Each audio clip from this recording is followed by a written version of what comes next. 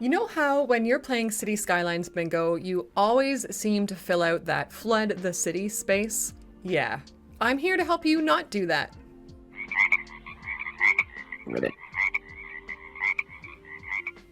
Hello world, welcome to a super simple tutorial for the water tool part of the extra landscaping tools mod by BloodyPenguin. A link to the mod in the Steam workshop is in the description below. I won't ramble on too much here, but if you are looking for a group of people, especially adults, to geek out with about City Skylines and other games, come hang out with us in Discord. We don't ping people and we're generally just up to some goofy fun and would love to have you. Oh, and this video comes out on my birthday, so come and wish me happy birthday. The link is also in the description below. All right, if you want to learn how to make a functional tiered waterfall like the one that you see behind me, you are in the right spot. Let's get to the tutorial. Once you have the extra landscaping tools mod installed, you will find the water tools available down here, bottom right-ish, water. I have prepared this area that you can see on screen to show you different things that you can do with the water tool. It's beautiful, isn't it? Let's start with the easiest use of the water tool, just putting water in a pond or lake. The first and probably most important rule of using the water tool, do everything on pause. When you open the water tool, you will see two options here in the middle. You'll see place water source and move sea level. We will deal with sea level later in the video. For most of your general use, you'll be focusing on the place water source tool. On the left here, you can see water options, and really the option that you will actually use in your life is the water capacity. Let's leave it at 1 for now, and you'll see when you put your mouse on the screen, you get this white little dude. Let's place it in the middle of our 2B pond, and I do that just by looking at the pond at whatever camera angle works for you, and you just left click. If you are on pause, which you should be, nothing exciting will happen yet. So left click, and this is what you get. This circle that you see in the middle is now a water source. So there is a source there that will produce water out of nothing. It's magical, it's there. Water will always appear in this spot and flow to where it needs to flow. Do you see how on the puck shape water source there are two colors, two shades of blue, right? There's the lighter shade on top and the darker shade on the bottom. If you click on the darker shade, click and hold and move it, you can move this exact water source around. The important function that you need is the top, the lighter shade of blue. If you click and hold on it and move it around, you'll see it does this wacky thing. The last thing that you'll notice when you're looking at just the water source is as you move your mouse on or off of it, specifically on it, you notice this kind of ring, hazy ring around it that shows up in the pond that you're working with and outside, but don't worry about that. In the pond that you're working with, that's the important part. That hazy area is showing you where the water will settle to. When we're done, we're going to unpause. Water is going to come pouring out of here in a big flow. It'll shake about, maybe flood a little, don't worry. But once it's all settled, that hazy area is where it's going to settle to. If I click this light top half of the water source and move it up and down, that's adjusting the final water level. If I go too high, the water source is going to try to fill up an area to bring the water this high, which is not what we want. We just want to fill this pond. It's up to you if you want your pond to be shallow or full. Let's go right about here first. And now I get to unpause. You'll see the water shows up. We can speed up and it does its thing. Gets all whooshy, splashy, goes crazy a little bit, but it will eventually settle down. If you were playing along, you've just placed your first water source. It's not that scary, is it? Let's let it settle down. This is pretty well as settled as we will see it, and it's done. That's a pond. Now we've set this water level, we've let it reach it, but you can adjust it again. You just go back to your water tool. When you come back in here, It'll be tough to see now because there's watercolor there as well. But you know the water tool's there. You click on it, you go up. Let's adjust our water level this high. Oh, and I wasn't paused. That's very scary. And let's let it go. And this time it might flood a little because we've brought it so high, but it will eventually settle down. There's the flood. No stress. This happens. It's okay. I mean, it looks a little scary, I'm not gonna lie. But eventually, once it's all settled down and figured itself out, it is now a pond or a lake with a much higher water level. So that's your basic pond. You've done it. If that's all you want to do with the water level, you're done.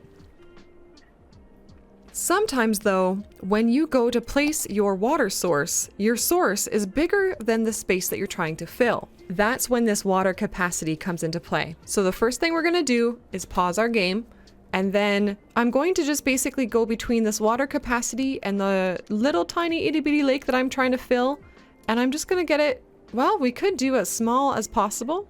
We could do this.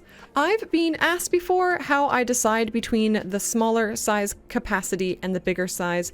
And the truth is, when I'm doing a simple little hole like this, it doesn't make a lot of difference because this wee little water source can bring the water to the same level that this bigger water source can. So there's not much difference when you're using it in a simple application like this. For now, let's get, something that fits, and the rest of the process is the same. We take the upper light half of the puck, we move it up and down to where we want. Let's say about there. We unpause, and if it floods, that's okay. We wait for it to settle. Done. Until now, the ponds that we've been filling in have been, circles to most extent. I do just want to show you that you can use this water tool to fill odd shaped holes as well. And even if you have something going over top of them, it doesn't really make a difference. In fact, it just kind of looks cool. So pause, place down the water tool. Oh no, I placed it over here, but that's kind of like on the land and stuff. I want to move it. I'm going to take this bottom darker blue ring, left click, drag it to where I want it to be. Then I'm going to take the upper light ring and bring it down to where I want it to be. And then I'm going to unpause and watch it do its thing. Now these 3 ponds have been fun and all, but what if I don't want them here anymore?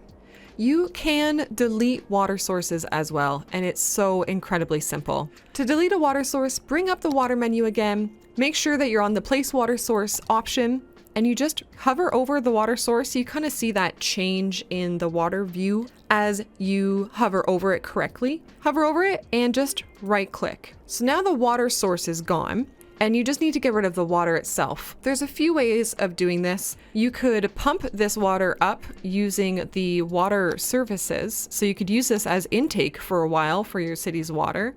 You could just wait forever for it to evaporate, or you could level the land, depending on what's around and if you're okay with it flooding. You could just level the land and then watch, this will happen. If you don't know how I leveled the land there, let me know in a comment below if you want a tutorial for the extra landscaping tools mod. Now this is gonna happen, it's gonna do its thing, but it will eventually all just kind of go to where it needs to go, evaporate. If you have the pumping trucks through your city from natural disasters, it'll just go, it'll just do its thing.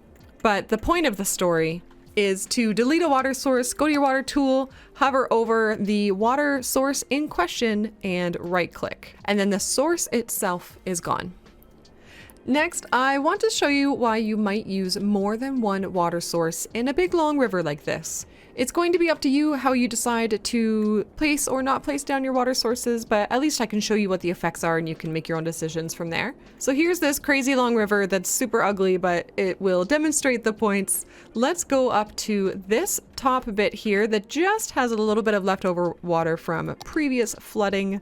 I'm going to pause the game, as always, place down my water source and bring the water level up to a reasonable height. And let's press speed 3, watch it do its thing, and see where it gets to. place your bets on if the water will make it all the way to the other end of this river.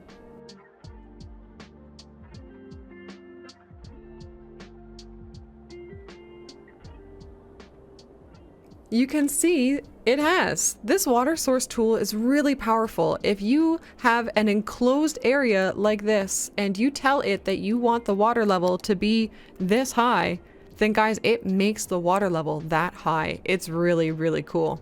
You will get a little bit of this happening where it has like sent out enough water to make it reach this end, and then it's reached that end and now it's trying to fill it up to the correct water level, and now it's kind of all flowing back and all that sort of thing. If you want it to be more even and clean and crystal clear and whatever, you can pause the game, place down another water level on the other side, and have it go for a similar water level. And then they're gonna work together to keep the water level. You could throw in a third one, you could throw in a few. The point is, one water source will do the trick. A few will have less kind of swish-swashing about. Do whatever you want, but now you know you just need one. Here's where it's gonna get really cool. You can probably guess what I'm going to demonstrate here, right? This is going to turn into a really crude looking waterfall. I am not showing you beautification, I am showing you the functions of the tools. But let's, again, predict what's gonna happen. We're gonna put our water source up here, and we can see the way that the landscaping has been done. We know the water's gonna flow down, right? So, first thing, pause the game. Let's come up here. Let's do a water source that's pretty small just to fit this little area. And if you're having trouble, see, I'm kind of placing it here, but I can't really tell if that's going to hit this back ledge or not. Just move your camera around. Put your camera where you need it to be. Look at it still on pause from a few angles, and then lower your water source to where you want it to be. So I want this water source up here to reach this level, right? We want to have a little pond kind of area up here, and then from there it will flow down. So let's come back out here. Let's unpause and watch.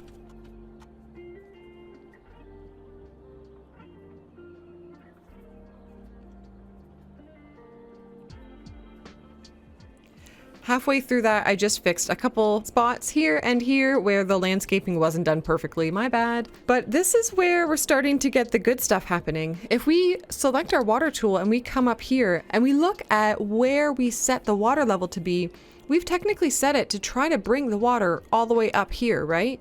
But it's going to try to bring that water all the way up there for the entirety of where it's flowing, just like it did with this big long river. It's trying to bring the water level this high for this section, and for this section. So eventually, this guy down here is going to overflow.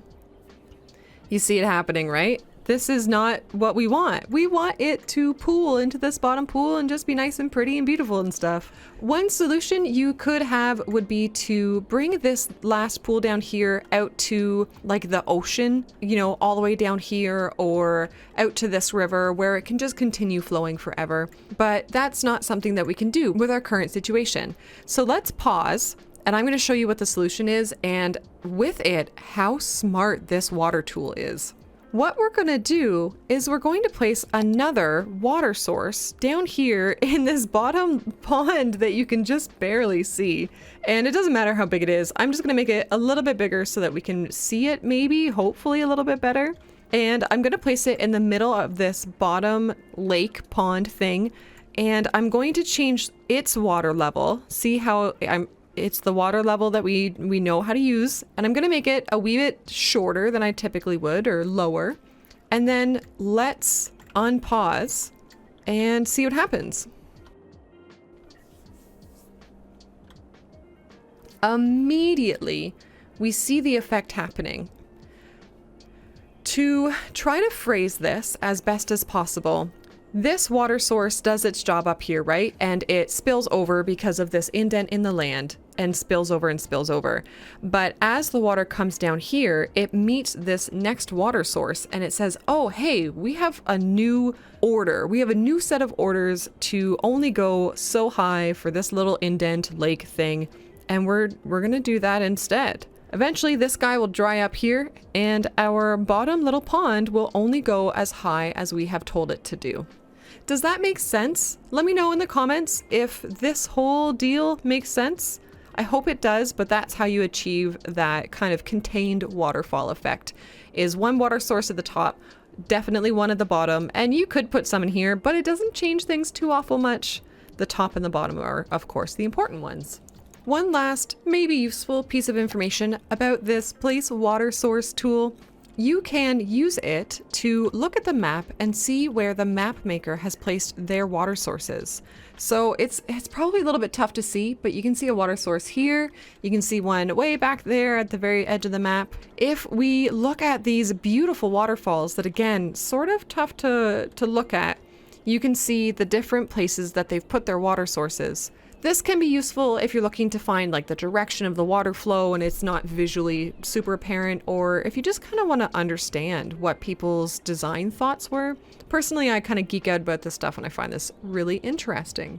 Now there are two last elephants in the water room. There are this reset water to sea level button and this move sea level option. Let's go over the reset water to sea level button first. To show you what it does, I'm going to remove every water source that we've placed during this tutorial, and you will see that the water doesn't disappear immediately, right?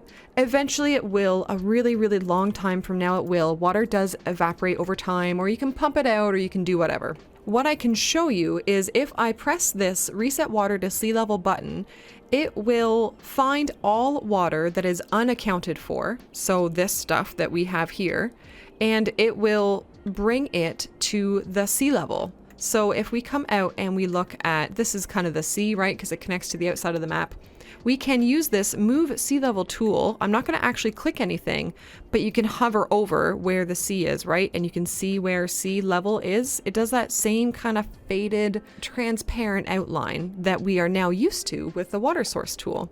So we can see where the sea level tool is. And if we come back and we press reset water to sea level, we're going to see a couple things happen. So let's do it.